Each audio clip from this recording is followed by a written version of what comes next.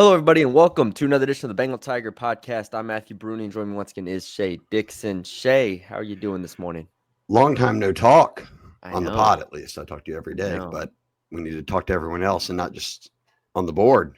Yeah, not just the board, not just to each other. We got to talk to these YouTube subscribers here. It's been a little while. We'll have a mailbag later this week as well. So we'll get those y'all can get those questions in if y'all are subscribers to the site. And if you haven't already subscribed to the Bengal Tiger on Well, I'm 3. looking at it right now. $1 for the first week. So test us out. $1. We'd appreciate it. We're in a race right now with a bunch of SEC teams to see who can finish on top. So as upset as y'all get at losing a midweek baseball game and losing on the road to Auburn or Texas, whatever it might be, even baseball, that's how we get when we're trying to race for LSU fans to join versus other SEC teams. We need and when we have success, it's the Tennessee weekend, Matty B. You bounce back, you get a walk-off, you run rule them, you get ranked number 2. A lot can change in a few weeks. So $1 right now in the Bengal Tiger, which is a good deal. It's $11 a month. Look, it's worth it. And you get access to every On3 site. So any team you want to read about, national news, basketball, transfer portal, recruiting, Wilt Fong, Simmons, crushing it, baseball. You just can't comment in them, but you can read the other you could have spent your whole Sunday on Tennessee's site. Their entire board was about the LSU baseball series, not happy. So $1, sign up. That's where we're hanging out every day. But today is a portal pod, Matty B. We are not transferring out. Brian Kelly called this a quiet, or before it started, he said it would be a quiet spring portal. He was right. One player leaves, left on the very last day, Dylan Battle, who I want to say was the lowest ranked signee they had in December. He was one of them. I want to say it was around 88. And as a defensive tackle, kind of just a nose guy, I think Bo Davis kind of just wanted. They added Zion Williams, who was a bigger and better, version of that, but they did want some like defensive tackle, nose guys. That's why they added Sadir Mitchell as well. So, like at the time, I was like, okay, I get it, but like you said, one of the lowest rated guys there. Not a huge surprise that he transfers out. Yeah, I'm looking at the list now. I mean, him and Brett Bordelon. No offense to Brett, but yeah, those are the two. I think they were the lowest rated off the top of my head. Brandon Brown's probably in that realm. Yeah, and I've heard some good things on Brandon Brown. They kind of have some hope for him that he's going to be a solid player. Yeah, I think so Dylan Battle finished outside the top 100 DTs on 3. I think he'll end up transferring somewhere lower. Again, Bo Davis is now coaching the Saints. This was a guy Bo Davis had recruited at Texas. He spent 1 year at LSU. Matty B, as you said, Sadir Mitchell's the transfer that came in December at D-tackle. He's from Texas. So that whole 1 year of Bo Davis was very heavy Longhorn flavored of Brandon Brown was committed to Texas, flipped. All these guys, Dylan Battle and others, he'd been recruiting at Texas. Zion obviously is from Texas, Lufkin. So they lose one, but they add one. You did a really good deep dive into this. I like how when you tweeted that out with all your video breakdown, you showed Gooden, who is their most recent addition out of South Florida by way of, I think he signed with Wake out of college, high school, but played at South Florida. One of the best DTs that went into the portal. And your clip for Twitter was him versus Bama getting a sack on Jalen Milroe. So when you watched him, would you see, and I'll preface it by saying, because people like this, what player does he remind you of? I asked a source on the LSU staff that. They said he would be a Mekhi Wingo type. A 6'1", a little bit taller, but not someone who's your nose tackle. He's a 3 tech that's going to get up the field. Yeah, so that's the hope with him. He's definitely, not a nose guy, but I think you see the skill set, you see the technique, and I think you see the explosiveness on tape at USF. Especially, I went back and watched the entire Alabama game, the entire Miami game, and the entire Tulane game. Tulane, they kind of just got ran over, which was ugly. But regardless, like you saw his explosiveness and you saw his ability to shed blocks at a high rate. And also I think you saw his versatility where and I included this in the story. Sometimes he was in 3 tech, sometimes he was over the tackle, sometimes he slid over to the A gap. So I think you have a player who is versatile enough, and that versatility. I don't think he plays just like him, but like that versatility reminds me of a Paris Shand who they had the last couple years. So I look at that as one player, and then I think some people also look at him as like a potential JVR Suggs replacement as well in the rotation, as a guy who can come in for 10 to 20 snaps a game and give you a tackle for loss, because he had 10 tackles for loss last year. So I like the addition. I think it rounds out their depth nicely, and I think, I don't think he's going to be competing to start with Bro and McKinley and maybe Guillory, but I think right after them, you put in Gooden, you put in, whether it's Mitchell or Sean Washington and so on. Or look, you have Brandon Brown. You have a guy Yes. like who I was always high on. I know the staff's been high on, but Buddy Mathis coming out of Georgia. We mentioned Zion. So this could be a year where we see some more younger guys like we did a year ago with Don McKinley and Bro as freshmen. But those guys are now a year older. Guillory's a vet, and now you've added Gooden. So And you've got a group of Gooden, 4 that at least have played college football before. yeah, and Gooden will be going into year 5 here. So that's important to note as well, as another veteran added to the group. And the only thing, like I said, I love the technique, I love the explosiveness. The thing is, and you can be successful at 6'1", but he's not the most imposing, size wise, which is probably why he went down USF. Again, But what was Mekhi Wingo, 6'1", maybe? yeah, maybe He was the best D 6'4". lineman they had on the team for 2 So years in that's a row. where, his strength is going to have to continue to improve. I think he's going to have to continue just to work on things, because that is a significant step up from the American to the SEC. So, but at the very least, he's a very solid rotation piece, I think, for LSU this year. Look, and it was like nightmare flashbacks for the LSU fans who follow recruiting through the portal. A year ago in the spring, if you wanted a D tackle in the portal, it was costing you a lot of money, and way more times 3 of what an NIL value would be on that player, because it's a smaller window, less players, and then DT is such a premium position. There's just not a lot of guys out there who are this level, LSU level. So when they go in, Ole Miss, LSU, whoever, Georgia, whoever needs them's on them. But they got that done in quick order. He was going to visit Ole Miss, then he was going to check out Miami. He did none of it. He came to LSU, visited, and shut it down. I think it speaks to what we saw already in December with retention of the roster. The recruiting class, which was obviously very good in December, despite losing a couple of valuable pieces, still a great class. And then adding double-digit portal players in December that were all guys that now we can go through a spring ball, Matty B, and say double-digit guys. I think they signed, 16?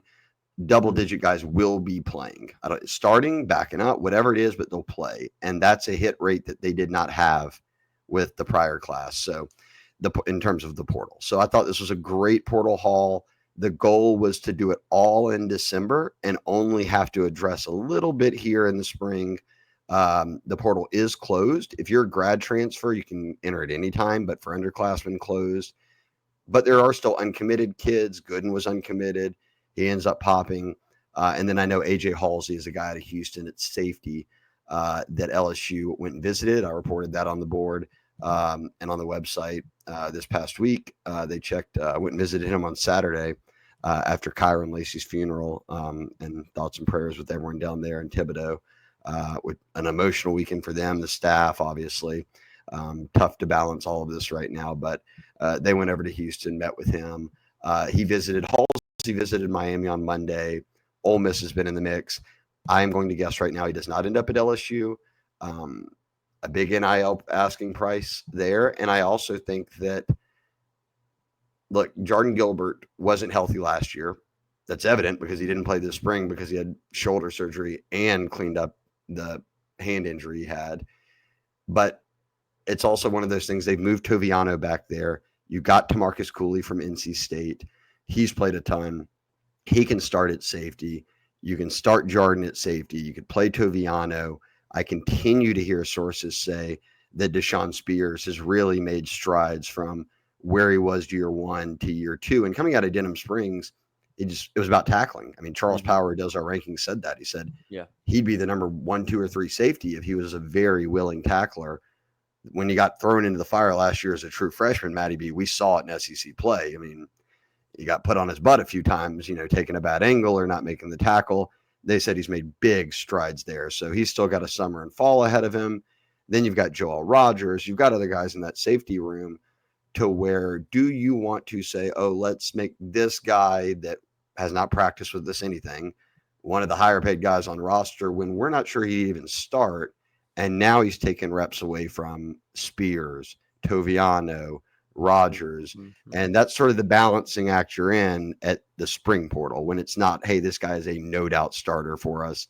And I think it also speaks to they knew they needed at least one more depth piece at DT more than safety. And I'm not saying they may not get any safety. I doubt it will be Halsey unless things shift, but they feel better about the safety room than they did about DT. Yeah. And so adding Gooden was the bigger piece here. Yeah. And I think in general, it doesn't feel like, especially the spring window, that a lot of teams had a lot of high level players enter the portal. I think there's been, especially amongst the high major, the P4 programs, there's been an emphasis on retention, right? More so than the first couple of years, it was like portal, and the programs kind of forgot about retention. Well, now, teams hire new people for retention specifically and so on and so forth. Players get paid earlier, try to make sure they're locked in and whatnot. You're not going to see even if it's like a starting guard at Missouri or starting D tackle at Missouri or something like that, enter the portal late and then you're able to go get them. Like, it just doesn't happen as much anymore. I feel like retention has become the new thing in the transfer portal era, to where it's like, okay, we love the portal, but at the same time, we're just going to do everything we can to retain these guys, maybe for cheaper than what it would be to go to the portal. And then also you don't have to get in a bidding war against these other schools. So it's not surprising that the spring portal window didn't bring a ton, not just with LSU, but for everybody. But I do there agree. are some teams that had to, like Ole Miss, others are out there hustling in the spring portal. Like it's a need for them. I think this is a great luxury, as you say, not to have to do it. And it speaks to what we talked about throughout spring and now, especially like you said with the portal. It's like, don't take this for granted, LSU fans. Don't take for granted the fact that you do have Garrett Nussmeier, that you do have Harold Perkins, that you do have these returning players. Those guys didn't come back for free. So. And then, yes. And then also you have locked up 15, 16 portal guys in December, January, to where you're not in April scrambling, trying to find a starting fill in the blank here, starting corner or something like that. So, and then you went through spring ball with all of those guys pretty much. So now you know what you have in your portal guys, as opposed to if we took them in the spring window, spring ball's over. We don't see them again until fall camp because summer workouts are with strength and conditioning staff. So the coaches are not getting their hands on the guys again in position groups until fall camp. So the fact that the roster is put together already, minus now Gooden being added, is massive. Yes. And half of the freshmen early enrolled. So it was really like the past month, 2 months was really a look at, for the coaching staff, at what this team is and can be. Now it's about summer workouts and whatnot. And then the fall, now you can put it together to where in previous years it'd been, you get to fall and it's like, all right, what do we have? Now there's no question about what you have. Now it's about how you put it together. And I think that is a big distinction that, again, it's a benefit of having all these returning starters and getting ahead of the curve. Whereas in years past, they had felt either behind the curve or like not quite where you want to be at this point. Yeah. I'll tell you too, and we'll do an ad break, and then we're going to rank our top 5 portal guys. You did a story on this. I'll have a story for the site, but we'll break them down and share our thoughts. And I know it is a portal pod, but this all ties together as you're speaking on it. The retention side obviously is first, because if you retain, then you don't have to turn to the portal for whatever guys that you might need to fill the roster holes with. Think about this, Matty B. Because this is how, and I'm just going to go through names that are types of guys that would transfer out, go to other schools. PJ Woodland, Ashton Stamps, these are corners. Let's go DT. Ahmad Bro, let's go DN, like Dylan Carpenters, guys like that. linebacker Tylen Singleton, and these are all guys who are second teamers. Safety Deshaun Spears, O-line DJ Chester, Paul Mabanga, all of these guys that they don't know for sure if they're going to start. They don't know if I'm in the too deep, how much am I playing, but they retained them. They were able to get through spring ball and that second portal window without those guys leaving. I think that's why we saw in spring, like when you would do your practice reports, people would be like, what's this first and second team? Everyone got their fair shake. And I think that between that and sitting down to have conversations with your position coach, talking about your NIL deal, all of this, for that all to come together points to, I mean, it starts at the top, right? Austin Thomas, bringing him back, having him oversee the football, NIL, roster management, everything. They are so light years difference from where they were a year ago and a year and a half ago when guys were leaving. They had lost Salon's Hurd and others. I think now that they're in this is the best spot I've seen them in the new age portal era and the NIL era. For sure. But yeah, so to keep all those guys, I did not think they'd be able to pull it off, and they did. To only lose one player, Dylan Battle, after spring is a massive deal. Yes, that was the surprise for me. I thought there would be at least a handful here, and we'd have to look at potentially looking to get some depth pieces in the portal and whatnot, but nope, they're good. And then also you have this the rest of the incoming freshman class joining them in a couple months, a couple months. So it's a good situation to be in. At the very least, this is a team and this is a roster that is constructed to their liking, and now it's about putting it all together over the next 5 months and making sure everything's in the right position to be able to beat Clemson week 1. It'll be here fast. Klubnik and Nussmeier are all over the top 5 quarterbacks in the country rankings right now. Oh, yeah. Heisman odds, whatever it is. So that'll be a great week 1 battle over in the Death Valley 2.0 road game, but a little home and home with that one. But going to Clemson first. Let's see. Let's do my perfect franchise. We'll give Andy Luedecke a shout out here. You guys know him if you listen to the pod. We talk about him every single week. Andy's over in the Lone Star State. He runs My Perfect Franchise. You can go to My Perfect Franchise. Just Google it. You can go to myperfectfranchise.net. But he has been in, whether it's owning franchises or shifting in the past couple of decades to being a consultant as well and walking people through. Step 1, I'm interested in maybe becoming a franchise owner, being part of a franchise, but I don't know anything, to here's the keys, and taking over. And he's helped out a ton of Bengal Tiger subscribers, LSU fans along the way. He stresses it does not matter if you just kind of have a feel for a hobby you like. Maybe it's something your kids are graduating and you're kind of trying to figure out, help them with some career paths. Not many people immediately think franchises, and that's what Andy wants to kind of spread the message of.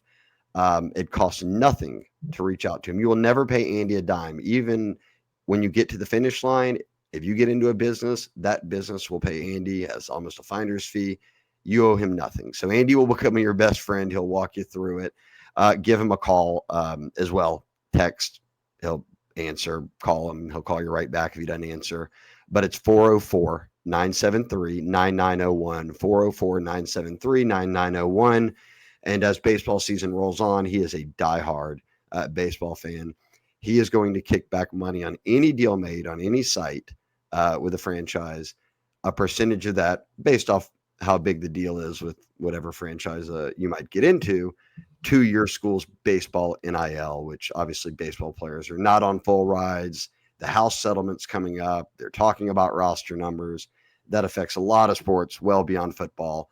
Baseball's always been one that's operated on, I'm not on scholarship. I'm on half a scholarship. I'm on a quarter of a scholarship. So LSU's rolling right now, number 2 team in the country. Any sort of business you do with Andy, he's going to kick a portion of that back to LSU baseball and Jay Johnson and the NIL. So shout out to him for that, for doing it for all teams. Certainly baseball doesn't get the love that teams like football do when we're talking NIL and the grand landscape of it all. But Give Andy a shout, again, 404-973-9901, or email him, Andy, A-N-D-Y, at myperfectfranchise.net. Okay, Matty B, let's rank our 5 favorite transfers. All right. Let's not count Gooden here. No, we won't count. Because he just got added. I don't really know where I'd slide him in yet. So they really needed a DT. They got one. He's very good. He's got production. So we're not discounting him. Let's just go with the guys that we saw in spring ball. Yes. Okay, Let's I'll go 5-1. All right, we'll do 5-1. Well, you have your list in front of you. I'm going to do mine off the top of my head, but okay. I've got it like that. I'm good. All right. I will say before we do it, the two of the biggest risers for me. Don't disclaimer anything here. Just go ahead. What do you got, Matty B? I was just going to give a shout out. Just give a shout out. Jack Pyburn, and Bauer Sharp were two of the biggest risers from. I did this in January, and so doing this 4 months later is a good look at who did well in the spring and so on and so forth. Pyburn and Sharp, two of the biggest risers there at 7 and 6 on my list. Anyways, 5 I have defensive back Mansour Delane, and I am extremely high on his talent level. I think he's arguably, like him and Pickett, are the most talented defensive backs LSU has. My question for him, and the only reason why he's at 5 and not higher, is I just want to see him at the cornerback position, kind of lock that down. If that's where he's going to play, I need to see him continue to improve and continue to get ready for the SEC, because I think he's just like such a versatile and talented guy. Can tackle, can play nickel, star if you wanted him to, safety if you wanted to. And he said in the spring that he was going to cross train at some other positions. They just started him at corner. So I'm interested to see where he ultimately sticks. I think it'll be corner, but that is my only hesitation there. But very, very good player. 4, I have Tamarcus Cooley, safety. I think he is a. You want to go 5? You want to go 1 for 1? Sure. Okay. You got a 5. All right. You don't even have it ready. How are you going to ask me to go 1 for 1? Yeah, I'm debating. This is live. This is pre-recorded, but live. We're not going back and editing. This is one take. Okay, so they got 2 O-linemen, but Josh Thompson didn't show up late, and Braylon Moore is going to be the center, but they gave DJ Chester a lot of center reps too. Yeah. Give me Pyburn at 5. Okay. Jack Pyburn's coming in from Florida. I remember when we did the breakdown after they signed the 16 guys in the first window of PFF scores, which grain of salt, right? Like it doesn't mean everything, but he was a top 3 guy. He's coming from the SEC. He wasn't injured or anything.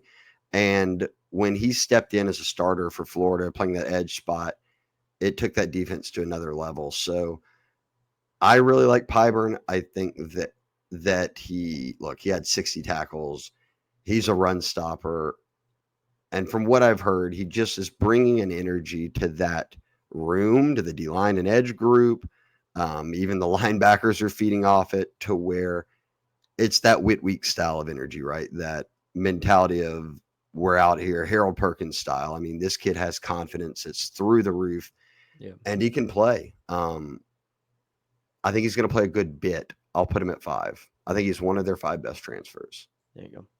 4, I have Tamarcus Cooley, who I did not rank in that initial January one. So this is first time ranking him. But Tamarcus Cooley, I think he is a elite playmaker in the back end. I've said before, like I loved him when he played like some nickel at NC State as well. And he's just real versatile and he can make plays in the back end. So I have Tamarcus Cooley at 4.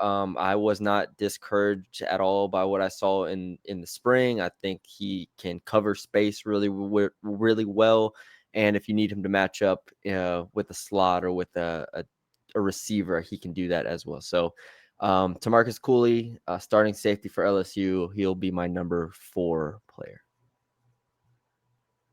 And then it will take, give us like 5 minutes and Shea will have his number 4 player. Yeah, no. Okay, so I'm going to – Patrick Payton deserves to be in the top 5, so I'll throw him in there with Pyburn at 5. I think those two, they both – they'll count together, Florida State. So Patrick Payton,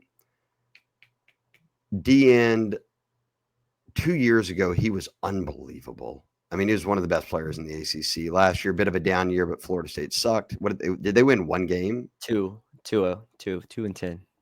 Terrible.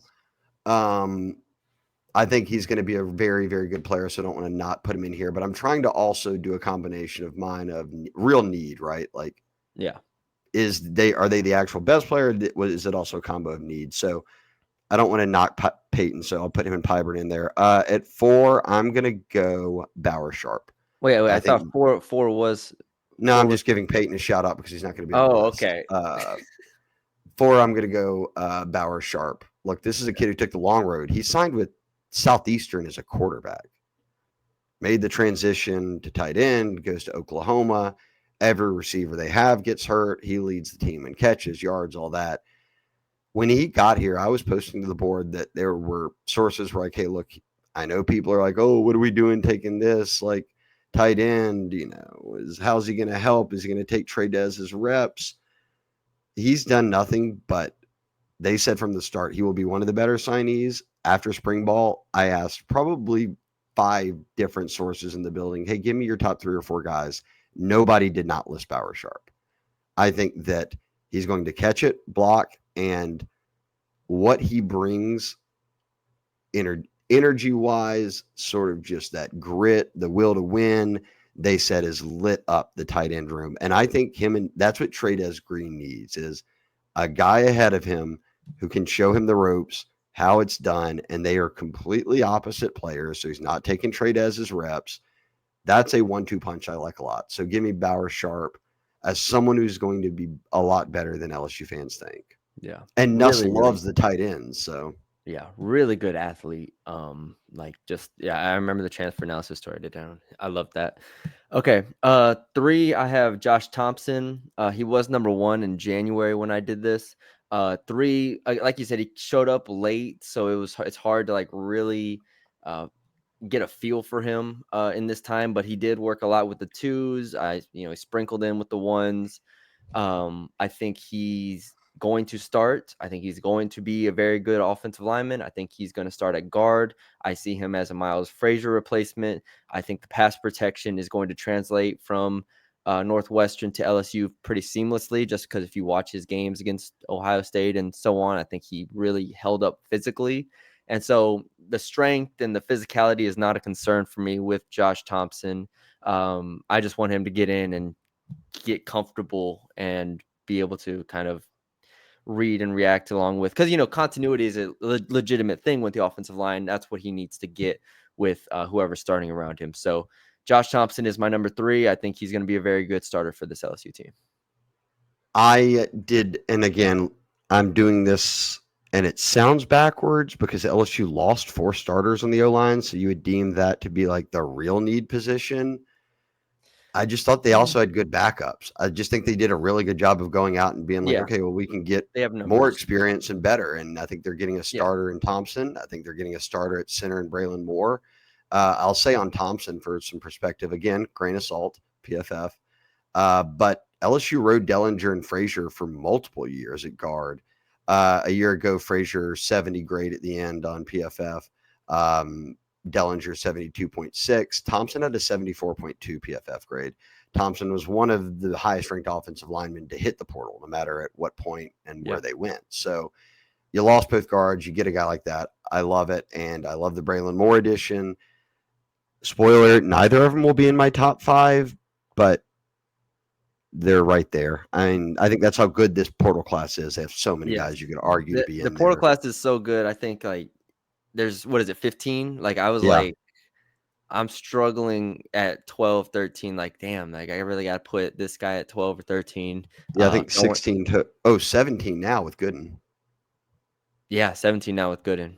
Yeah, that's right. So yeah, it's like once you get to picking 5's tough. Once you get to the bottom half, it's like, where am I putting? Like for instance, I have Michael Van Buren at 12. I think he's a really good player, and I think he could be a starter at a lot of places.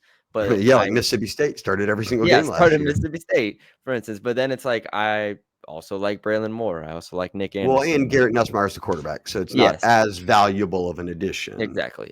So but anyways, you were saying you're number 3. Okay, so you've gone. I have gone 5 Delaney, 4 Cooley, 3 Thompson. Okay, 3, I'm going Cooley. Tamarcus Cooley is coming from NC State. This is someone I'm just reading an old. Now I pulled up the old PFF story we did.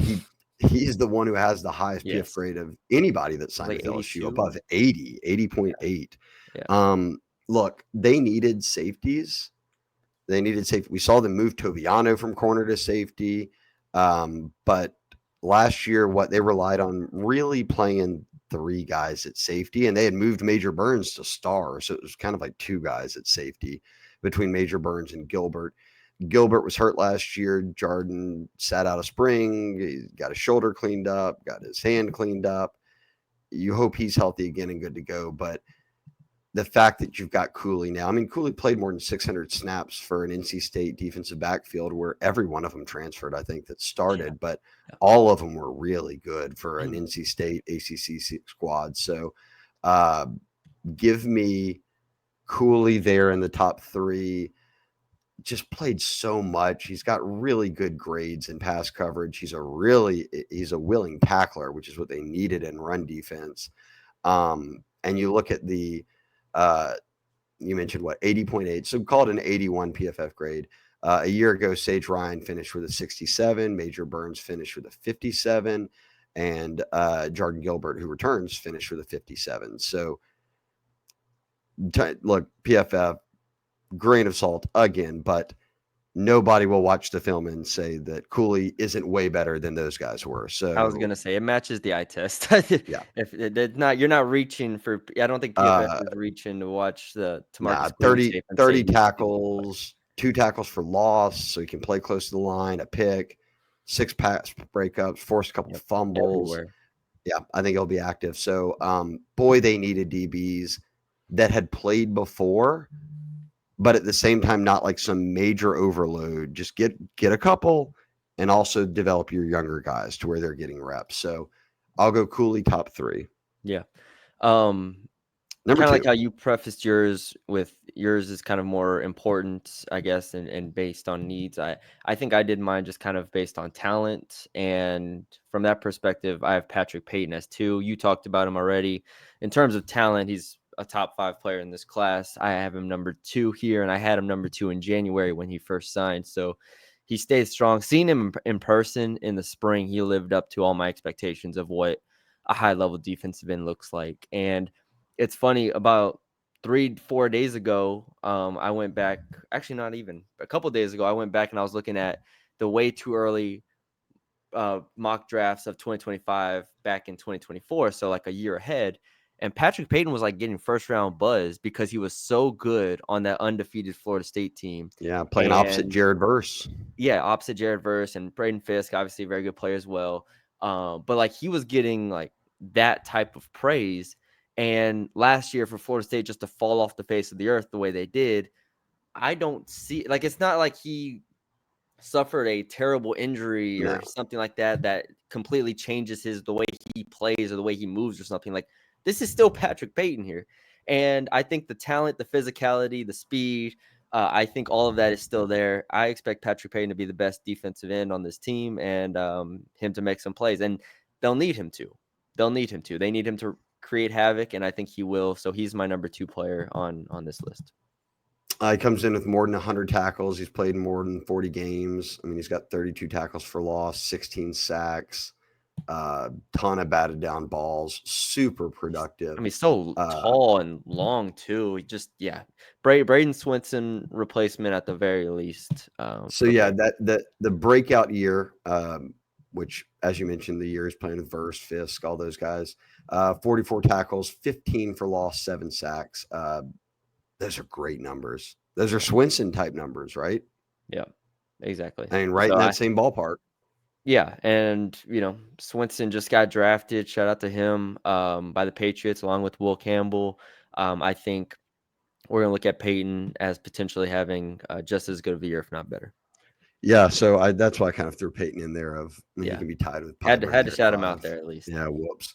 Okay, this isn't so much need to think they have talent at wide receiver, but I have to put Barry and Brown in here.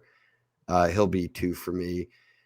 And there's a lot of reasons for this. One, tell me if I'm wrong, he tore up spring ball. Yeah. No, All you're right, not so wrong. we already know it was a seamless transition. He's coming from Kentucky, so you've played SEC competition. There's no jump there, okay? He left high school out of Nashville as a top 100 player. He's been that dude since high school. When he was playing with a quarterback at Kentucky and Will Levis, he shredded it. When he was playing with bad quarterbacks, he's still got production, which is a good sign. He is tied for the SEC all-time lead in special teams touchdowns, so kicks or punt returns. They've got a couple of those guys, Aaron Anderson and Xavier Thomas, who also are elite. So you've got 3 options now in the return game. I think that he's one of those players, Matty B, that we're going to look at and say, glad they signed him because he can do so many different things in space, whatever it might be, carries a lot of confidence. And he didn't come out of nowhere. I don't want, like, people might think, oh, Kentucky, how good can he be? Like, again, this was a top 100 player coming out of high school. This was like Kentucky's marquee signee that year. And he stuck it out there. And then I decides, hey, look, I got a year left. I'm going to hit the portal. Lands at LSU. A lot of teams wanted him.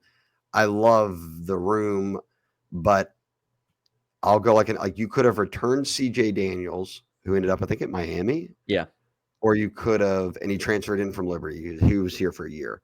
I consider it to be, okay, if I get one more year out of someone, do I want a CJ Daniels or do I want Barry and Brown? Give me Barry and Brown any day of the week.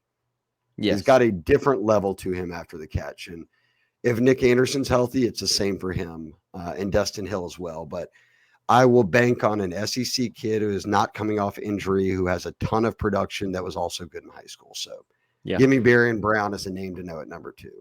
Yeah, well, he's my number 1.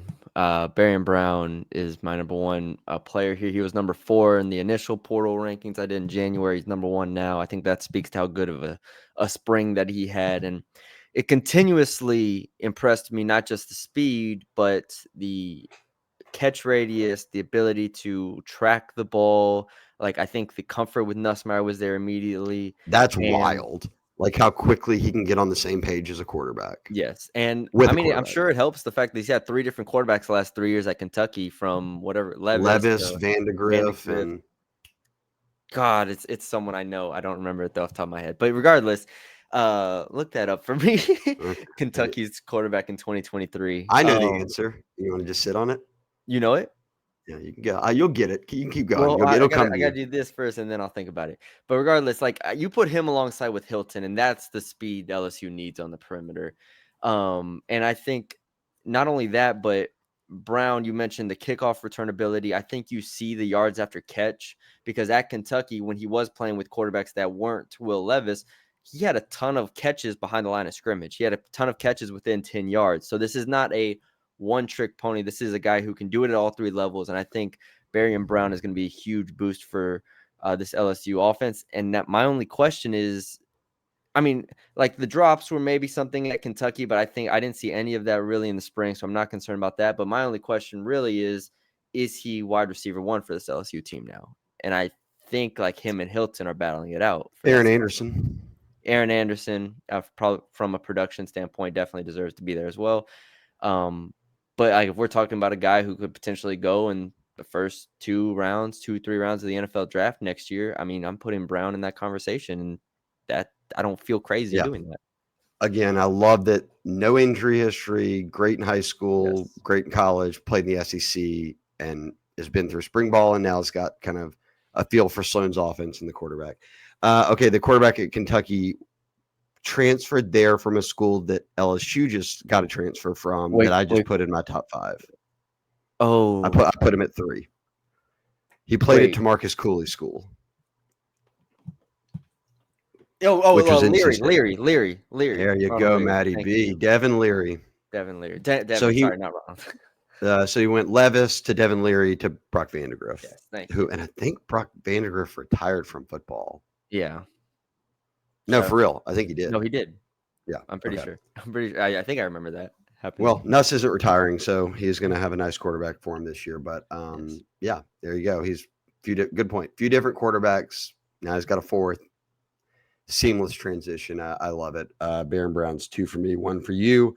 1 for me is, again, a combo of talent, experience, and need. And that's going to be Mansour. Mansour is, I got to get it. Is it Delaney or Delane? Delane. I'm pretty sure it's just Delane.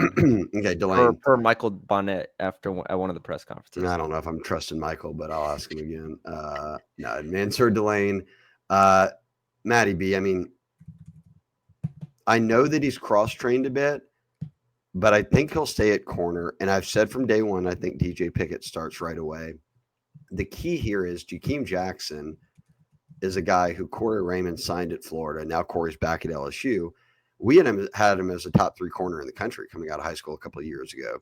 Played as a freshman, got hurt as a sophomore, and then decided I'm a redshirt and transfer. So he's been out there. It's not like he's hurt right now, and you've got a summer and fall ahead of you.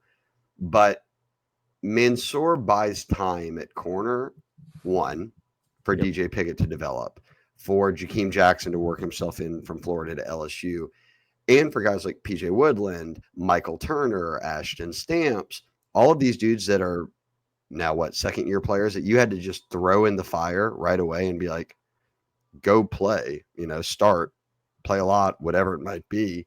Now they can actually develop under Corey Raymond. I'm looking at Mansour's numbers here. 721 snaps as a starter while he was at Virginia Tech. That was last year, obviously, which would have been more than anyone at LSU played, and they played a lot of dudes almost every play on defense. 3 seasons at BT, here we go. More than 30 games, 1,800 snaps. That's going to get you 146 tackles, 8 for a loss, 6 picks, 16 pass breakups, 4 forced fumbles. It doesn't get any, that's production. And from talking to people inside the building, he has taken on a leadership role. He is bringing Pickett along. He's bringing Jackson, then that group of the young guys that are returning, like Woodland and Stamps and Michael Turner, all those guys along. It's almost like Corey Raymond can say, watch what he does and follow that, right? Like, watch his approach, watch how he attacks film, watch how he attacks practice, watch how he attacks workouts. You needed that guy in the room. Oh, Andy can play football at a high level. I actually I think he'd be their best safety if they moved him there. And I think he'd be their best nickel if they moved him there. Dude, but I don't think this is one of those. It's not a Major Burns, Sage Ryan situation where it's like, we don't have any players and this guy's a little versatile. So it's like, keep moving him around nonstop. Toviano of kind of this rotating door of safety, corner, nickel, safety, corner. I don't think he's going to do that. I think he'll stick with a spot. Yeah. But whatever spot it is, I think he will be the best player on the team at that spot out of the gates. So I think he's the most important transfer. And I think it's because that DB room absolutely had to have players like him and Cooley. Yeah. Pickett is the only one you could say is more talented than him in the defensive backfield, I would say. He can do everything. I wrote about it. I loved his tackling as well. He is a freaking that's you got to have a willing tackler. They didn't have those last year. Yeah, he and Cooley are both that. That's why when they signed him, I was like, are they going to just put him as safety and just put him not in the box, but, kind of a guy that can get downhill? Because I consider Gilbert and Spears and Cooley as more coverage guys. Delane can just come down and put his head in a guy's chest a lot of times. So he is such a versatile and awesome player. I'm excited to see what he can do in the fall. But there's our top 5s. I'm glad you said helmet into the chest there, Matty B. I thought you were going to say knees or something. I was like, my man's watching too much Draymond right now. Get out of the playoffs, Matty B. Helmet right to the head. Jesus. Targeting. You're done. Yeah, I think that's a good. I agree. That's a good group. My only not concern. Everybody in my top 5 is coming from an SEC school, which makes me not worry about how it translates. That's a good point. But Cooley and Delane come from the ACC, where you're not facing the same type of competition on offense, at receiver, running back, whatever it might be. So you got to mind that jump and whatever sort of gap they need to make up, or that kind of slows it a little bit before they find their footing in games. But I think both of them have so much experience playing that they Exactly. can use the offseason to get a few. Just put them up against Barry and Brown, Chris Hilton, Aaron Anderson, all those guys for the next 6 months like they have been, and they'll get a good taste for what they're up against every week. Yeah, because the SEC once again has the most players drafted, and that's not getting any easier. Everybody's getting a lot of talent out here. So I saw everyone in the comments of the SEC when they tweeted out most draft picks again. They're like, yeah, that's what happens when you add 2 more powerhouses, and everyone was like, the Big Ten or 12, Big Ten added like 25 they have teams 20 and still didn't teams. have more people drafted. Yeah. What are you talking about? And the SEC has been number 1 in that category, I think, since like 07 or something like that. Like the past 15 years, it's been the most drafted conference. So, yeah, look at me, SEC homer. I love it. This is me. Yeah, welcome. You've done it. Again, they're up to 17 transfers now. This is a great, great class. I mean, we didn't talk about guys like I didn't have 2 linemen that are going to start for him on my list that are very quality players. So it'll be fun to watch. We can re-rank these mid-season after the season. I don't remember a year ago how you ranked it all with transfers if you whiffed or hit, but oh yeah, let me see. I'd have to go back and look at it. I don't know if I have it on offhand. But ours aren't too far off. We have a bunch of the same guys.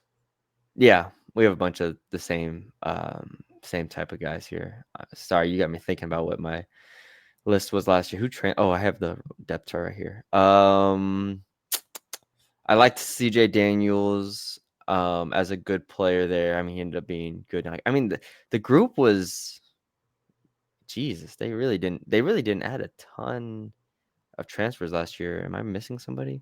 I mean, JVR Suggs, Jair Brown. No, because remember last year we Garden kind Gilbert. I didn't people. love It Jordan. wasn't. It was a low. It was under 10 guys, and it wasn't many impact guys. Yeah, so I didn't really. Gosh, Xavier Thomas, AJ Swan. Oh, Xavier Thomas. Yeah, I like Xavier a lot. I like Xavier and CJ, and then I don't know what my rankings were, but it was probably those 2. Then Paez, and then Gilbert. There you Like go. that. This just goes to show how much better this class is than it was a year ago. Gosh. Like I said, they signed 17. I can name you double digit that will start or play. Yes. I mean, we're not naming Grant Chadwick like a punter who's going to start at punter and was booming them in the spring game. He's gonna start at punter. Thankfully. So again, yeah, no, there's players. If you go down the list, and I wrote mine. I mean, you'll write yours whenever you do, but I had mine April 20th. If y'all want to go look at that, again, you go down the list, like Jamari Butler, I think has had flashes in the spring of being a legitimate player. And he flashed at Nebraska. Nick Anderson 2 years ago was the best player at OU. Yeah, like these guys are going to play. It's just them getting down and making the plays whenever it happens. So really good group. I'm excited for it. That's all we had, right? Everything good? Jakeem Jackson I talked about, but he could be a starter for him coming out of Florida, former top 3 corner. So yes, I like this class a good bit. Again, I mentioned Baron Brown. Let's see where we had him. Yeah, top 100 player coming out. So very, very nice addition for them there. Golly, I like the group. The group. Wish it were already fall, but now we're into the summer months. Now we just have to wait. Hey, and they got their spring ball. Nobody got like hurt and out for the year type thing. That happened around the league where some guys got hurt and their season's already over. They arrested Whit Weeks, Perkins, all those guys. So I think they're in a really, really good spot. They are so much better of a team than they were this time a year ago. For sure. All right. That's all we got for y'all today. Hope y'all enjoyed the episode. Leave us a like, comment, share, subscribe if you haven't already. Yes. We'll do a mail. Rank your top 5 transfers or the ones you love the most below. Tell us why we're wrong. There you go. Yes. Tell us in the comments your top 5 transfers and have at it in the comments down below. So yeah, for Shea Dixon, I'm Matthew Brune. We thank y'all for joining us. We will talk to y'all later.